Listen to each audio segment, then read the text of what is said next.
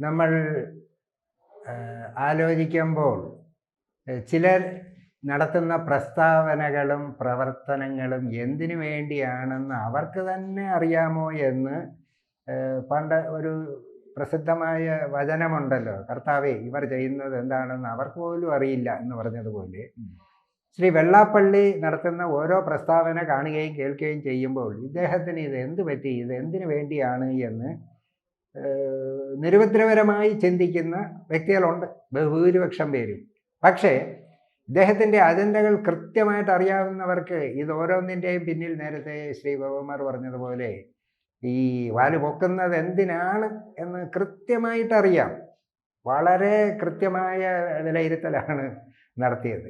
അതായത് കേന്ദ്ര ഭരണവും വേണം, കേരള ഭരണാധികാരികളും വേണം. കേന്ദ്രത്തിൻ്റെ EDയുടെ കൈകളിൽ അദ്ദേഹം എപ്പോൾ വേണമെങ്കിലും വീഴാവുന്ന ഒരുപാട് പരിപാടികളുണ്ട്. കേരളത്തിൽ അതിനേക്കാളുണ്ട്. അപ്പോൾ ഒരേ സമയം ഈ രണ്ട് ഭരണാധികാരികളെയും സൂചിപ്പിക്കണം.